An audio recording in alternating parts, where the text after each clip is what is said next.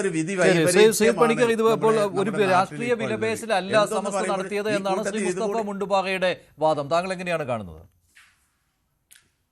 ശ്രീ മഞ്ജുഷ്, ഇത് നിശ്ചയമായിട്ടും രാഷ്ട്രീയമായിട്ടുള്ള ഒരു വിലപേശൽ തന്നെയാണ്. അക്കാര്യത്തിൽ ഒരു തരത്തിലുള്ള തർക്കവും ഉണ്ടാകേണ്ടതില്ല. കാരണം ഇതിനെ ഒരു മതരാജ്യമാണ് എന്ന് തോന്നിപ്പിക്കുന്ന രീതിയിലത്തേക്കുള്ള ചില ആവശ്യങ്ങളാണ് പലപ്പോഴായിട്ട് സമസ്തയുടെ ഭാഗത്തു നിന്ന് വരുന്നത് എന്നുള്ളത് അങ്ങേയറ്റം ദുഃഖകരമായിട്ടുള്ള ഒരു കാര്യമാണ്. പക്ഷേ മതരാഷ്ട്രവാദത്തിനെതിരെയുള്ള പ്രമേയവും അവിടെ പാസ്സാക്കി ജമാഅത്തെ ഇസ്ലാമിക്ക്. അതാണ് അതിൻ്റെ വൈരുദ്ധ്യം. ഒരു ഭാഗത്ത് ജമാഅത്തെ ഇസ്ലാമി മതരാഷ്ട്ര സ്ഥാപനത്തിന് വേണ്ടിയിട്ട് പ്രവർത്തിക്കുകയാണ് എന്ന് പറയുകയും മറ്റൊരു ഭാഗത്ത് മതപരമായിട്ടുള്ള കാര്യങ്ങളെ മാത്രം നടത്തുന്നതിന് വേണ്ടിയിട്ടുള്ള നിർദ്ദേശങ്ങൾ നൽകുകയും ചെയ്യുക എന്ന് പറയുന്നത് തീരെ റാഷണൽ അല്ല എന്നുള്ളതാണ് എനിക്ക് സമസ്തയോട് പറയാനുള്ളത്. ഇപ്പോൾ ഉദാഹരണത്തിന് ഈദുൽ ഫിത്തർ, ഈദുൽ അസ, ഈ രണ്ട് കാര്യങ്ങൾക്ക് ഈദിന് വേണ്ടിയിട്ട് 3 ദിവസത്തെ അവധി അത് വേണമെന്ന് ഇവർ പറയുന്നു. ആർക്കും അവധി ആവശ്യപ്പെടുകയൊക്കെ ചെയ്യാം, അതിൽ പ്രശ്നമൊന്നുമില്ല. പക്ഷേ അത് പതിറ്റാണ്ടുകളുടെ പഴക്കമുള്ള ഒരു ആവശ്യമാണ് എന്ന് പറയുന്നത് ആ ആവശ്യത്തിൻ്റെ മഹത്വത്തിനെ വർദ്ധിപ്പിക്കുന്നൊന്നുമില്ല.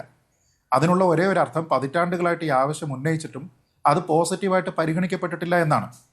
എന്ന് വെച്ചാൽ അത് പരിഗണിക്കപ്പെടേണ്ടതായിരുന്നുവെങ്കിൽ ഒരുപക്ഷെ ഈ പതിറ്റാണ്ടുകളുടെ കാലയളവിനുള്ളിൽ അത് പരിഗണിക്കപ്പെടുമായിരുന്നു. എന്താണ് ഇങ്ങനെയുള്ള ഒരു ഡിമാൻഡ് മുന്നോട്ട് വെക്കുന്നതിൻ്റെ അടിസ്ഥാനം എന്നത് സമസ്ത വിശദീകരിക്കണം. ഇപ്പോൾ ഈദുൽ ഫിത്തർ സാധാരണ എത്ര ദിവസത്തെ ആഘോഷമാണ്? അത് നമുക്കറിയാമല്ലോ. ഈദ് പലപ്പോഴും ചന്ദ്രൻ്റെ ആ പിറവി അത് കാണുന്നതുമായി ബന്ധപ്പെട്ടിട്ടാണ്. അത് ചിലപ്പോൾ കലണ്ടർ ദിവസമായിരിക്കില്ല, മറ്റൊരു ദിവസമായിരിക്കും. അത് ഇവരുടെ പണ്ഡിതരും മറ്റാൾക്കാരുമാണ് പ്രഖ്യാപിക്കുന്നത്. അതിനനുസരിച്ചിട്ടാണ് ആ ആഘോഷം ഉണ്ടാവുക. ഞാൻ പറയുന്നത് അത് ഇത്രയും കാലമായിട്ട് നേരത്തെ സൂചിപ്പിച്ചതുപോലെ പതിറ്റാണ്ടുകളായിട്ടോ നമ്മുടെ നാട്ടിൽ സ്വാതന്ത്ര്യം കിട്ടിയതിന് ശേഷമോ അല്ലെങ്കിൽ കേരള സംസ്ഥാനം രൂപീകരിച്ചതിന് ശേഷമോ അതിനൊരു സെറ്റ് പാറ്റേൺ ഉണ്ട്. അപ്പോൾ അതിനെ ഇടയ്ക്ക് ചില ദിവസങ്ങളിൽ കലണ്ടർ ഹോളിഡേയും എന്നാൽ ചന്ദ്രൻ്റെ ആ ഒരു ദർശനം കിട്ടുന്നത് മറ്റൊരു ദിവസമാണ് എങ്കിൽ 2 ദിവസത്തേക്കൊക്കെ അവധി വരുന്നത് ശരിയാണ്. പക്ഷേ എന്ന് കരുതി അത് 3 ദിവസമാകണം എന്ന് പറയുന്നതിൻ്റെ ലോജിക്ക് എന്താണ്? ഇപ്പോൾ ശ്രീ മുസ്തഫ മുണ്ടുപാറ ഇവിടെ പറഞ്ഞത് എന്താണ്? ദൂരദേശങ്ങളിലുള്ള ആൾക്കാർക്ക് പെരുന്നാളിന് വന്ന് തിരിച്ചു പോകാനുള്ള സമയം അത് അക്കോമഡേറ്റ് ചെയ്യുന്നുണ്ട് എന്നാണ്. അത് എന്ത് തരത്തിലുള്ള വാദമാണ്? അത് എന്ത് തരത്തിലുള്ള ന്യായമാണ്? അപ്പോൾ ക്രിസ്മസിന് സർക്കാർ ജീവനക്കാർക്ക് എത്ര ദിവസത്തെ അവധിയാണ് കിട്ടുക? 1 ദിവസത്തെയാണ്. അപ്പോൾ അവിടെയും ദൂരെയുള്ള ആൾക്കാർക്കൊക്കെ ഇവിടെ വന്ന് പോകേണ്ടതില്ലേ? അപ്പോൾ അങ്ങനെ ചെയ്യേണ്ടുന്ന ഒരു പ്രധാനപ്പെട്ട കാര്യമുണ്ട്. വിഷുവിന് എത്ര ദിവസമുണ്ട് കലണ്ടർ ഹോളിഡേ? ഒരൊറ്റ ദിവസം മാത്രമേ ഉള്ളൂ. വിഷു നമുക്കറിയാമല്ലോ, കുടുംബം ഒന്നിച്ച് ചേർന്ന് അവർ കണി കണ്ട് ഈ കൈനീട്ടമൊക്കെ കൊടുത്ത് അങ്ങനെയുള്ള ഒരു ആഘോഷമാണ്. അപ്പോൾ അതിനും അങ്ങനെയാണെങ്കിൽ 3 ദിവസം വേണം.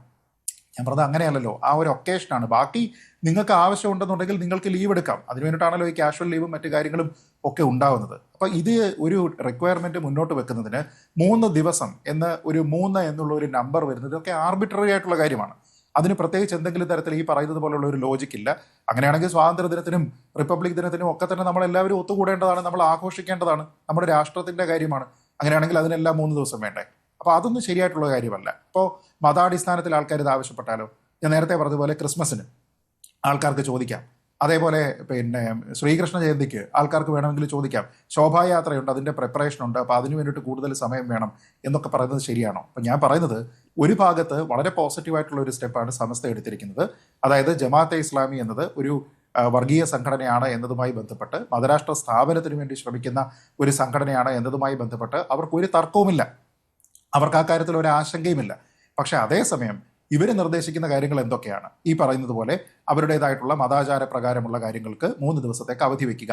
വെള്ളിയാഴ്ച ദിവസം വിദ്യാഭ്യാസത്തിനും പരീക്ഷയ്ക്കും സമയം ജുമാ നിസ്കാരത്തിന് തടസ്സമാകാതെ ക്രമീകരിക്കുക. വിദ്യാഭ്യാസ സ്ഥാപനത്തിനെ സംബന്ധിച്ചിടത്തോളം ഏറ്റവും പ്രാധാന്യമുള്ളത് അവിടുത്തെ വിദ്യാഭ്യാസം നടത്തുക, പരീക്ഷകൾ നടത്തുക എന്നുള്ളതാണ്.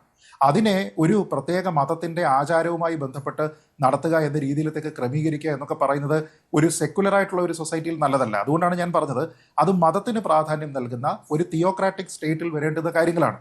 അപ്പോൾ നിങ്ങൾ ജമാഅത്തെ ഇസ്ലാമിയെ എതിർത്തുകൊണ്ട് ഇങ്ങനെയുള്ള കാര്യങ്ങളൊക്കെ തന്നെ നടത്താനായിട്ട് പറയുന്നത് എന്തിനാണ്? ഇതും ഒരു റാൻഡമായിട്ടുള്ള പുതിയ റിക്വസ്റ്റ് അല്ല. നമുക്കറിയാം പൊതുവിദ്യാലയത്തിൻ്റെ സമയക്രമം മാറ്റുക എന്ന് പറഞ്ഞിട്ടൊരു കാര്യമുണ്ട്.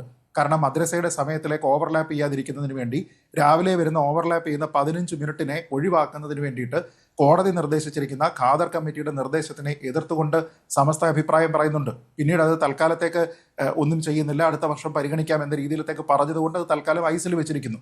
അങ്ങനെ എത്രയോ കാര്യങ്ങളുണ്ട്. അതെ, അത് 1 വർഷത്തേക്ക് ഐസിൽ വെച്ചതാണ്. അപ്പോൾ എന്ന് പറയുമ്പോൾ അടുത്ത അധ്യയന വർഷം ആകാൻ പോകുന്നു.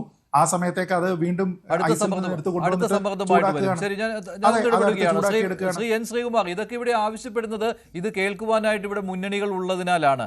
ഇപ്പോൾ പൊതുവേ ഒരു ധാരണയുണ്ട് UDF ന്യൂനപക്ഷ പ്രീണനത്തിലേക്ക് പോകുന്നുവെന്ന്. അതായത് മുസ്ലിം സമുദായത്തിന്റെ വോട്ട് ഒരു എന്താണ് പറയുക, ഒരു കൺസോൾട്ടേഷൻ ഉണ്ടാവും, അത് UDF അനുകൂലമാകുമെന്ന്. അപ്പോൾ എന്ത് ആവശ്യപ്പെട്ടാലും അത് UDF നടത്തിത്തരുമെന്നുള്ള തോന്നൽ, അവിടെ ജമാഅത്തെ ഇസ്ലാമിയെ കൂടെ കൂട്ടുപോകാൻ പോലും മടി കാട്ടാത്ത UDF. ആ സമയത്ത് സമസ്തയല്ല ഏത് മതസംഘടനയും ഇത്തരം ആവശ്യങ്ങൾ ഉന്നയിച്ചുകൊണ്ടേയിരിക്കും.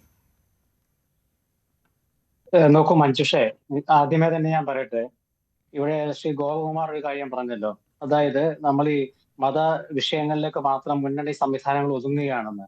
ഇത്തവണ UDFന്റെ ജാഥയ തുടങ്ങുമ്പോൾ ശ്രീ VD സതീശൻ പറഞ്ഞൊരു കാര്യമുണ്ട്.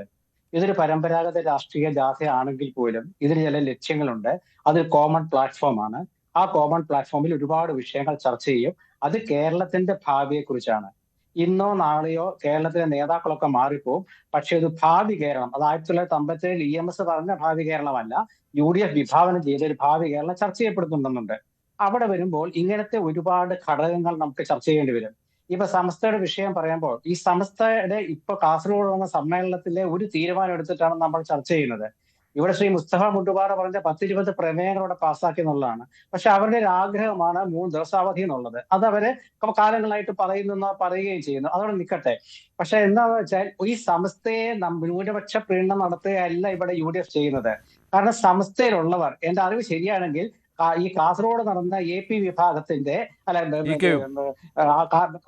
TK വിഭാഗത്തിന്റെ സമസ്തയുടെ 90% പ്രവർത്തകരും മുസ്ലിം ലീഗുകാരാണ്, മുസ്ലിം ലീഗിൽപ്പെട്ടവരാണ്. അപ്പൊ ആ മുസ്ലിം ലീഗിൽപ്പെട്ട ആളുകളുടെ ഒരു ആഗ്രഹം എന്ന് പറയുമ്പോൾ അത് ലീഗിന്റെ അഭിപ്രായമായിട്ട് നിങ്ങൾക്ക് വ്യാഖ്യാനിക്കാമല്ലോ വേണമെങ്കിൽ. അപ്പൊ അങ്ങനെയല്ലത്. മുസ്ലിം ലീഗിന്റെ പ്രവർത്തകരാണ് ഈ കൂടുതലും ഈ EK വിഭാഗത്തിലുള്ളത്. 89-ലോ 90-ലോ സമസ്ത 2 വിഭാഗമായിട്ട് മാറിയത്. അതിനുശേഷമുള്ള ഈ വിഭാഗത്തില് കൂടുതലും ജിഫ്രി മുത്തുക്കോയ തങ്ങളുടെ ഇപ്പോഴത്തെ ഈ വിഭാഗത്തിൽ കൂടുതലും മുസ്ലിം ലീഗ് പ്രവർത്തകരാണ്.